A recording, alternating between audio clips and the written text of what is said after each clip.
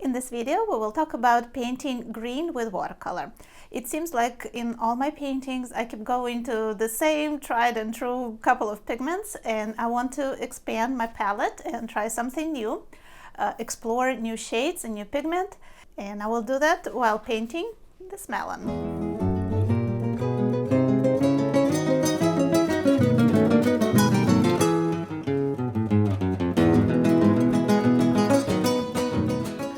I want to explore today is Viridian. The one I have is by Daniel Smith. As their website tells us, it's a transparent, non-staining pigment, which is pretty rare for green pigments. It's excellent glazing pigment. It's cool blue-green, and it's seldom used at full tube strength. So here you see I am modifying it with a couple of yellows, also with my permanent orange, and I'm getting all these interesting transparent greens that I think will be useful in my painting. The photo I found has a lot of green shades, so it will be fun to try and mix them all as close to the reference photo as possible. You see the color palette on the screen. I suspect I will also need some sap green for the inside of the melon, because I see the color there is a different shade. I don't think I'll be able to mix that with Viridian.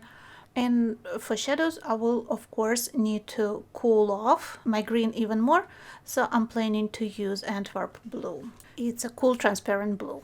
Let's start with the background. I'm going to paint it wet on wet. I want to keep the shadows soft for now. I can always sharpen the edges a little bit more later.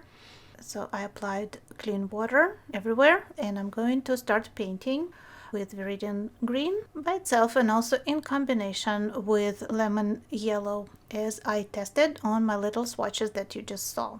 Starting wet on wet allows me to easily blend colors on paper. It also helps me to avoid kind of stripy, splotchy look.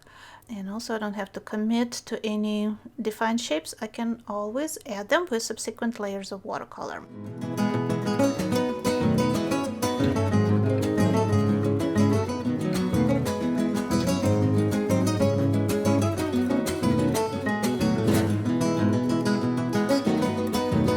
Before the pigment dries, let's drop in the shadows. Like I said, it's Antwerp blue. I modified it very slightly with some Viridian to make it a little more green. I'm going to paint all the shadows around my melons. I'm using my 1-inch flat brush. Makes it easy to cover slightly larger areas on the painting, and also I get nice defined edges.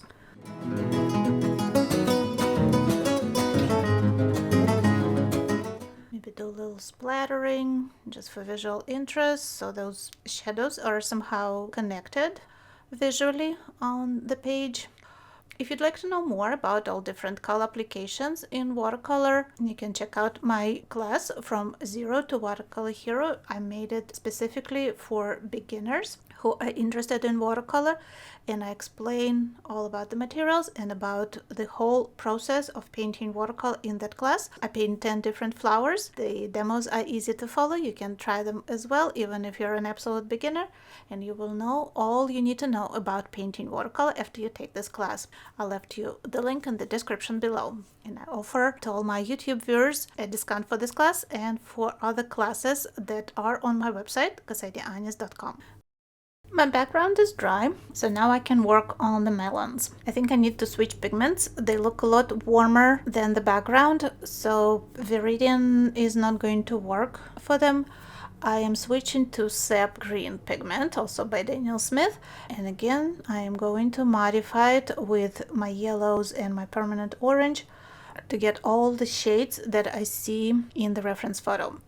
As you know, I do not have any earth tones on my palette or any blacks or grays. I don't have yellow ochre. That might be a good choice for the skin on the melons and for the seeds, because it's very easy to get that color by mixing permanent orange with sap green. And there are some other options as well. You see, I'm varying the intensity of the mixture to create the core shadows on the melon, and I'm also adding lemon yellow to lighten the sap green and make the color that you see in this that we see in the center of the melon. I thought that reference photo will be very interesting, not just because it has so many different shades of green, but that I thought would be interesting to try and reproduce, but also because it has that interesting texture. We have the skin on the melons, we have smooth, shiny flesh of the fruit, and also we have seeds inside that have tiny little shadows. So I'm thinking I'll try to make this painting as realistic as possible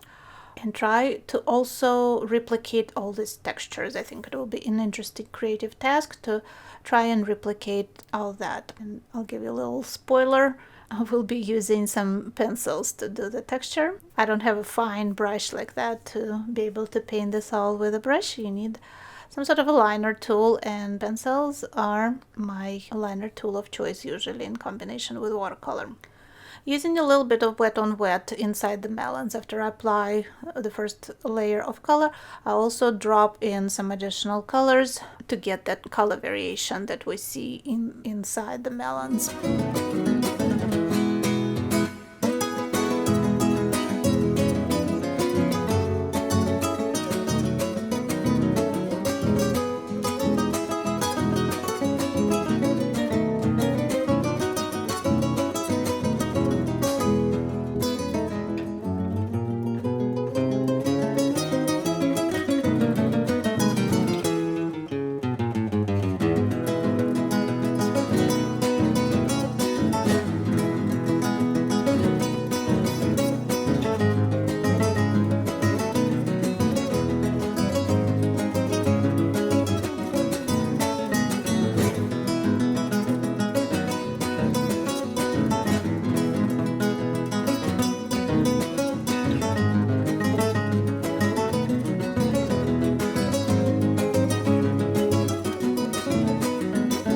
I think this painting will be a great exercise for beginner watercolorists. The drawing is not difficult. Even if you can't copy precisely those melon slices, it doesn't matter. And it will be a good way to explore your colors, especially if you have a lot of colors, but you kind of like me stick to your tried and tested few. So it will be a good way to challenge yourself and explore all the pigments that you have.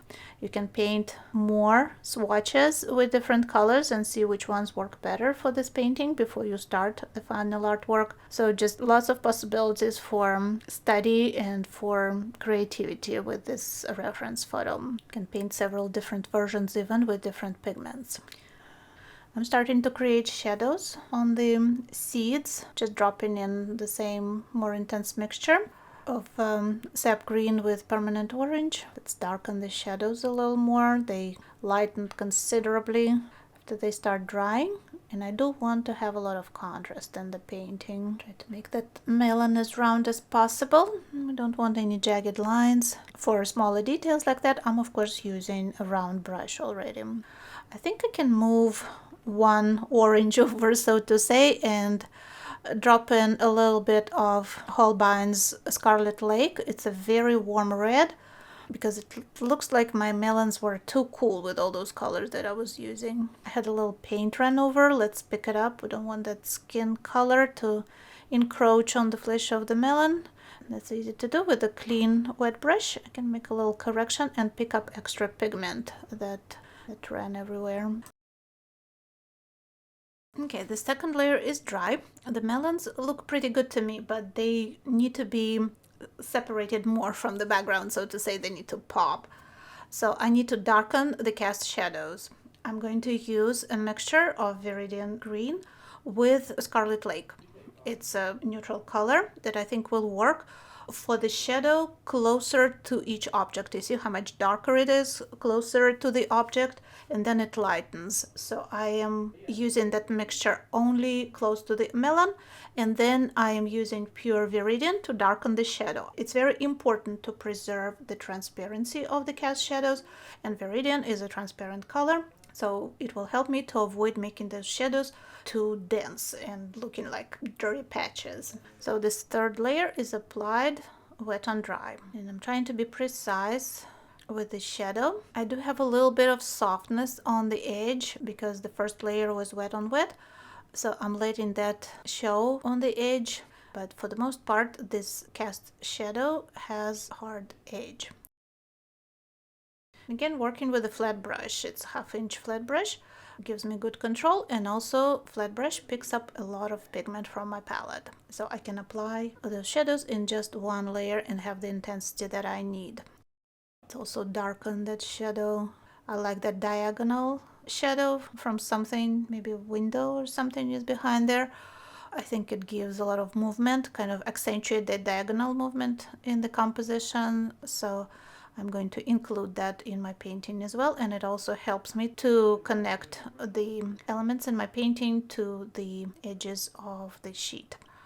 Now that I have shadows darker, I think the melon slices can use a little more color. Let's drop in just a tiny bit more of sap green in some areas where they kind of in core shadow, not everywhere, just on some of the edges. Switch to a larger brush, much easier to work with a large brush on larger areas. And important not to over darken them here, because these are the lightest areas of my painting. So I need to preserve those light areas and not over darken everything. As you see, I am not saving the highlights in those melons. There are some highlights on the seeds and inside there in the middle. That would be hard to preserve without using masking because they're so small. That's why I will use some additional mediums to paint those highlights after I finish painting the melons. The left side of that last slice is in core shadow, so let's darken it a little bit. I say darken, but it's a transparent layer, so it needs to be very subtle.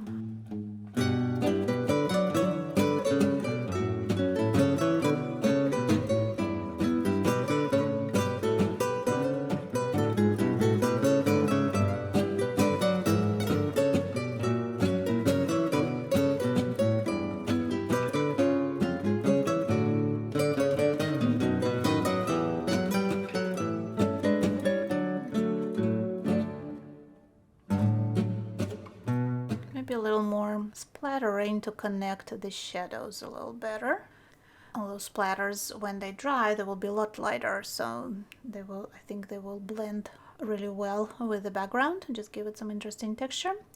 And now it's time to work on the highlights. I have a light brown and a dark brown pencils from Derwent Inktense set, and I also have an orange.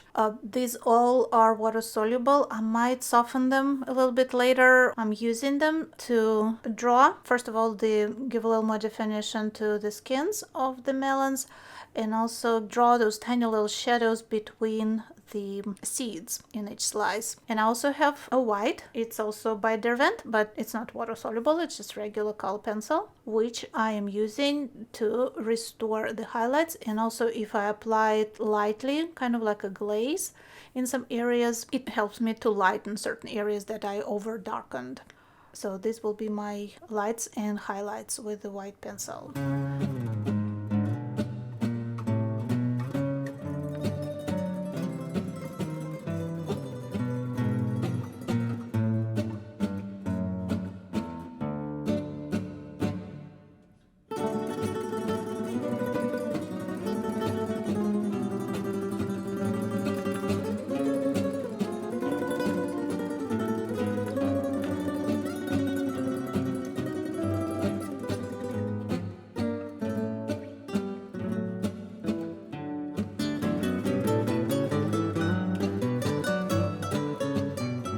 Let's try to soften those watercolor pencil shadows, maybe blend them a little better. Also, if I do kind of cross hatch on the melon skin with those pencils, I actually get that texture that I see in the reference photo. It's really interesting, and I think white will work for the texture in the light areas as well. This would be hard to do with watercolor, like I said, or even if I used gouache or white ink with the brush, it will take forever for me to draw the texture. So pencil is definitely the tool to use for this task. You see, the seeds immediately become more realistic and they acquire volume. They're also a little too cool. Adding orange really helps to make them more realistic. The only thing with using pencils on watercolor paper is that they disappear very quickly, so it's a good idea to have a sharpener handy and resharpen them so we can continue getting a fine line. color pencils are my tool of choice for any realistic watercolor that I decide to paint. I don't use them very much when I want to do something loose and abstract. I actually prefer maybe mixing watercolor with soft pastels for that. But for realistic painting, I think color pencils are essential. They allow us to get a lot more precision in details than we can with watercolor. To get that level of detail with watercolor, I would have to paint at least twice as large to be able to use the brushes. Alright, my painting is ready. This was a fun exploration of new greens on my palette. I hope you enjoyed it as well, and I hope you will give this reference photo a try. You can easily find it on Unsplash for free. Last thing I'm doing is a little glaze of lemon yellow on the light areas to warm them up even more and kind of create illusion of that warm sunlight in my painting. And here is the final result. Don't forget to let me know in comments what you think about this painting, about your favorite green pigments. Thank you so much for watching this video, and I'll see you in the next one here on Tamirov Studios channel. Help other artists to see this video by liking or sharing it. To see future videos, subscribe and click the bell button to be notified when they're published. Thanks again and stay creative!